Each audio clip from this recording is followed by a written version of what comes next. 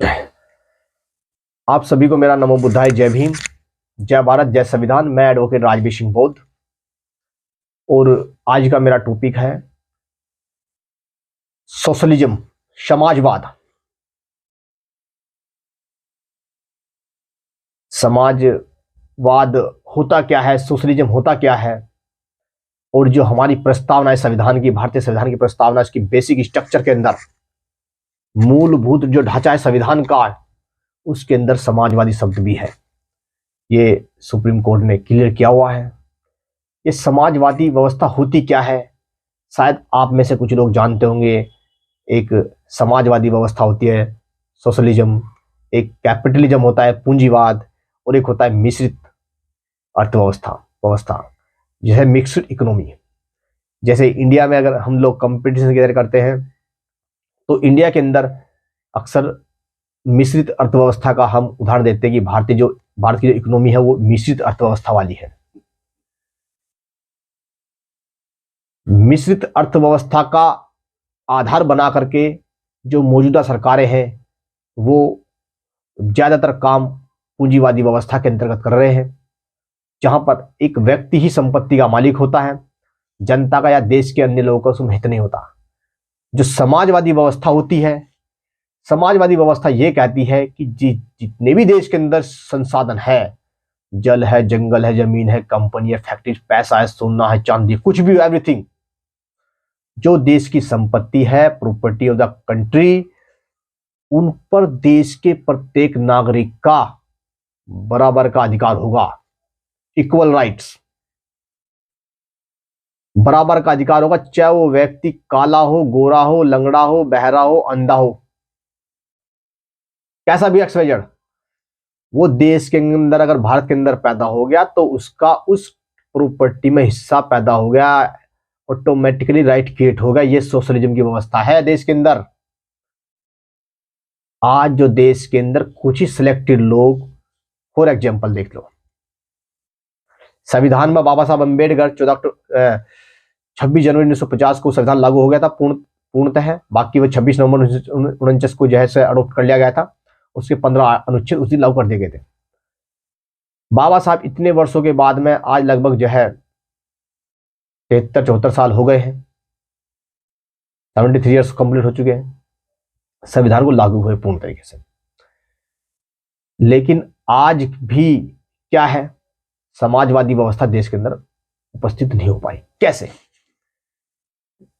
संविधान ने कहा कि भाई जितने भी देश के अंदर संसाधन है वो सब लोगों के बीच में इक्वल डिस्ट्रीब्यूट होने चाहिए। जैसे भी अब अगर आप पढ़ोगे आर्टिकल 38B और 39B, यह है directive principle of the state policy, राज्य के नीति निर्देशक तक हमारे भारतीय संविधान का हिस्सा है।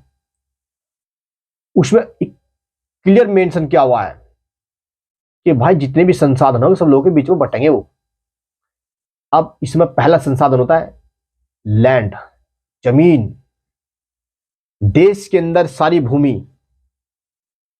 ये मैं नहीं कह रहा हूं, गवर्नमेंट का रिकॉर्ड है जो 2 या 3 साल में सरकार रिपोर्ट निकालती है। आप नेट पर चेक कर सकते हो, इंडिया की लैंड के स्टेटस के बारे में रिपोर्ट आती है पूरी की पूरी। उसमें गवर्नमेंट बता रही है कि देश की 85%, 85% भूमि सिर्फ और सिर्फ केवल 15% लोगों के नियंत्रण में है। तो 15% भूमि 85% लोगों के कंट्रोल में है। मतलब देश का 85% हिस्सा कुल 15% लोग लिए बैठे हुए। वो भी इसमें यह बताया गया है जिनके पास 7 बीघा तक जमीन है वो निचली रेंज में है, जो 15% है वो 7 बीघा तक ऊपर वाले लोग हैं। तो क्या देश के अंदर सरकारों ने लोगों के बीच में जमीनें बांटने का काम किया? नहीं किया। कुछ लोग कहते कि नहीं जमीनें बांटी गई थी, लोगों ने दारू पी ली, लोगों ने बेच दी। ऐसे कैसे हो गया भाई? हमने तो देखा नहीं अपने परिवार में, आस पड़ोस हम भी 20 साल से देख रहे हैं, वो समझ नहीं है। लोगों के पास जमीन, अगर जिन लोगों को जमीनें मिली, इवन उनकी भी लोगों ने जमीनें छीन ली। हमारे लोगों की, उनकी भी जमीनें छीन ली। नहीं उसने जमीन बेची तो उसकी कम पैसों में खरीद ली, डरा कर धमका कर। हर तरीके से हमारे लोगों की जमीनें जो 2-4% लोगों के पास में थी वो भी छीन ली गई है।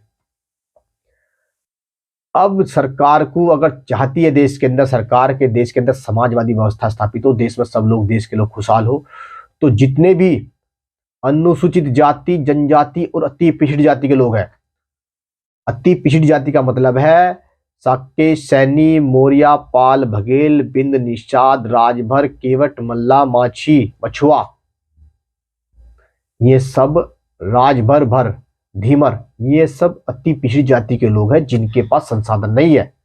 इनके बीच में प्लस अनुसूचित जाति के लोग, चमार, धोबी, खटीक, धानक, कोली, वाल्मीकि, सासी, इन लोगों के बीच में इक्वल डिस्ट्रीब्यूशन होना चाहिए।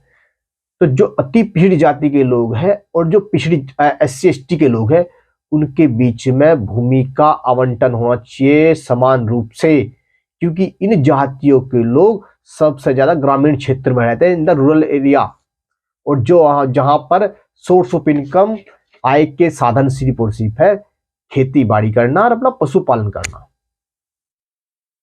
वहां पर ये लोग दूसरों के ऊपर निर्भर करते हैं, जहां पर वे लोग इनके ऊपर शोषण करते हैं, इनसे कम पैसे मजदूरी कराते हैं, इवन विरोध करने पर, मांगने पर वो इनके साथ में मार पिटाई भी करते हैं। तो हमारे लोगों की जो सबसे बड़ी समस्या वो भूमि ना होना है। अगर गांव का व्यक्ति, हमारा व्यक्ति को अगर कोई काम धंधा भी करना चाहता है, बिजनेस करना चाहता है, तो सब बैंक वाला लोन ही नहीं देगा, वो कहेगा गारंटी तो भाई, गारंटी तो हमारे लोगों के पास में है ही नहीं, बेचारों के पास में, तो वो बिजनेस भी नहीं कर पाता। जब लोगों के पास संसाधन नहीं है, पैसे नहीं है, तो क्या अपने बच्चों को अच्छी एजुकेशन दे पाएंगे वो? नहीं। यही हो रहा है देश के अंदर, यही हमारे लोगों के साथ में हो रहा है। इसलिए देश में भूमि का भी समान रूप से सभी लोगों के बीच में इक्वल डिस्ट्रीब्यूशन होना चाहिए, स्पेशली SC/ST और अति पिछड़ी जाति के लोगों के अंदर बीच में। दूसरी बात, बिजनेस भी करने के लिए इनके बच्चों को स्पेशल स्कीम चला करके बिना गारंटी के लोन दिया जाए। सरकार कहती है कि हमने स्कीम चला रखी है, हमें 1 करोड़ तक का लोन दे रहे हैं, लोन की स्कीम तो चला रखी सरकार ने, लेकिन उसके अंदर इतनी फॉर्मेलिटीज रख दी है, इतनी फॉर्मेलिटी कर दी कि हमारा व्यक्ति, सामान्य व्यक्ति फॉर्मेलिटी पूरी नहीं कर पाता, तो उसे लोन ले नहीं पाता, बिजनेस ले नहीं पाता। सरकार कहती है स्कीम चला रहे हैं, उस स्कीम का फायदा क्या जब लोग नहीं ले पाएंगे, बताओ। उसी प्रकार से जितना भी प्राइवेट सेक्टर है, ये लोग जो है देश के अंदर प्राइवेट सिस्टम बढ़ा रहे हैं। क्यों बढ़ा रहे हैं? क्योंकि इस देश के अंदर चमार के, वाल्मीकि के, धोबी के, खटीक के, धानक के, कोली के, बिंद के, निषाद के, राजभर के, केवट के, मल्ला के, माछी के, मछुआ के, साके के, सैनी के, कोरी, साके, सैनी, मौर्य, पाल, बघेल, बिंद, निषाद, इनके बच्चे पढ़कर अच्छी अच्छी नौकरी बनाने लगे। अब इन्होंने देखा साला जिनकी कोई औकात नहीं थी हमारे सामने खड़े होने की, बैठने की, आज वो हमारे ऑर्डर दे रहे हैं। कलेक्टर बनकर ऑर्डर दे रहा, थाने में SHO बनकर ऑर्डर दे रहा, SSP बनकर ऑर्डर दे रहा, हमें सजा दे रहा, जज बनकर सजा दे रहा। ये तो व्यवस्था के उल्टा हो रहा। इन्होंने क्या टारगेट किया? देखा भाई कि इनके पास ये ताकत आ कहां से रही? ये अच्छे अच्छे गाड़ियों में घूम रहे हैं, अच्छे अच्छे मकानों में रह रहे हैं, अच्छा बोल रहे, अच्छे पहनने उड़े। देखा भाई बिजनेस में ये नहीं है, 0/0, जमीन इन पर नहीं है, राजनीति में ये लोग नहीं है, तो भैया इन्हें ताकत कहां से मिल रही है? ये बोल कैसे रहे? देखा नौकरी मिल रही है भाई, ठीक है। अब देखा, अब नौकरी में जो आरक्षण मिला हुआ है, अगर हमने डायरेक्ट आरक्षण खत्म कर दिया तो ये लोग विरोध में आ जाएंगे। तो अब आरक्षण डायरेक्ट खत्म ना करके जिस डिपार्टमेंट में आरक्षण मिल रहा उसी डिपार्टमेंट को खत्म कर दें डायरेक्ट तरीके से। तो उसी को इन्होंने टारगेट करके हिंदूवादी लोगों ने देश के अंदर हमारा वो सिस्टम भी बंद कर दिया। और सबसे बड़ी बात अगर सुनोगे आप कि हमारे समाज के 70 साल के इतिहास में सिर्फ लोगों की आंखें नहीं खुली, हमारे भाइयों की, बड़ों की, वो नौकरी के पीछे पड़ते रहे, सरकार से कोई मांग करी नहीं। भाई उन्होंने हमारा एक रास्ता बंद कर दिया ना, उस रास्ते में उन्होंने कब्जा कर लिया। आज प्राइवेट कर रहे, अपने लड़कों लगा रहे हैं वहां पर, अपने लोगों ठेके दे रहे, कॉन्ट्रैक्ट दे रहे। अब हमें इसके रिवर्स में काम करना होगा। अब हमारी लड़ाई आरक्षण तक सीमित नहीं है, कि हमें आरक्षण चाहिए, हमें जमीन भी चाहिए भाई, हमें बिजनेस में भी हिस्सा चाहिए, और बराबर जैसे SC ST के लोगों की MP MLA की सीटें रिजर्व है, उसी प्रकार अति पिछड़ी जाति के लोगों की भी होनी चाहिए। अब बराबर की हिस्सेदारी चाहिए वहां पर भी। Even supreme court high court के जजों में भी हमारे लोगों की अपॉइंटमेंट चाहिए, ताकि हमारे लोग वहां पर पहुंचे, संविधान को प्रोटेक्ट कर सके। कि अब लड़ाई यहां नहीं रुकनी चाहिए, ना रुकेगी ये। तो हमें इस सोशलिज्म के स्ट्रक्चर को समझना है। मैं एडवोकेट हूं, बहुत से लोग कहते हैं कि जमीन कैसे बढ़ सकती है जी, ऐसे कैसे हो जाएगा जी, आप दूसरे की प्रॉपर्टी कैसे ले लोगे। भाइयों, जिन स्टेटों में सोशलिज्म है, या जो सोशलिज्म की जो डेफिनेशन समाजवाद की, सोसाइटी की पढ़ो, मैंने पढ़ी है, मैं पढ़ता हूं इकोनॉमिक्स को। विकास की डेफिनेशन पढ़ो, डेवलपमेंट की। सस्टेनेबल डेवलपमेंट चल रहा है आज की डेट में, अब विकास भी खत्म होगा, सस्टेनेबल डेवलपमेंट आएगा, सतत विकास। मानव के सर्वांगीण विकास के लिए 17 सस्टेनेबल डेवलपमेंट के गोल्स रखे, टारगेट रखे गए हैं, जिनको प्राप्त करना हर कंट्री का राइट है, ड्यूटी है। पढ़ो, पता लगेगा क्या है। ये सब देश के अंदर जनता के लिए, जनता का, लेकिन कुछ सिलेक्टेड लोग कर रहे हैं हमारी मूर्खता में, हम लोग समझा ही नहीं पा रहे। बताओ। और जो है, जहां से मिलना है, सत्ता से मिलना है, सत्ता की तरफ हम दौड़ ही नहीं रहे। हम कह रहे जी हम तो सत्ता राजनीति करेंगे नहीं, हम तो भैया समाज सेवक, बड़े समाज सेवक हैं, हम तो भैया धार्मिक आदमी, हम तो राजनीति करेंगे नहीं। अरे भैया, देश में लोकतंत्र है, लोकतंत्र में वोट की ताकत होती है, राजनीति की ताकत होती है। धर्म भी उनका बढ़ता है जिनकी राजनीति होती है, समाज भी उनका सुधरता है जिनकी राजनीति होती है। हमारे एक, वैसे आप सभी को पता है, गया बम से उड़ा दिया गया, वे लोग आज भी राजनीति में टिके हुए हैं। इंदिरा गांधी को ले लीजिए, राजीव गांधी को ले लीजिए, लेकिन वो आज भी राजनीति में टिके हुए हैं। हमारे उत्तर प्रदेश के मुख्यमंत्री योगी आदित्यनाथ जी, सन्यासी आदमी, भगवान से मुलाकात होती थी उनकी, भगवान की पूजा पाठ करते थे भाई, लेकिन वो भी राजनीति में आ गए। ऐसा क्या भाई, राजनीति के अंदर, विधानसभा में वो मंदिर पर छोड़ दिया उन्होंने भी। ऐसे कितने बाबा है घूम रहे देश के अंदर, जो मंदिरों का काम छोड़कर इसी में आ रहे हैं। क्या मतलब भाई, ऐसा क्या राजनीति के अंदर। और हम कह रहे कि ना जी मैं तो राजनीति करूंगा, नहीं भाई, मैं तो धर्म का प्रचार करूंगा, राजनीति करूंगा मैं।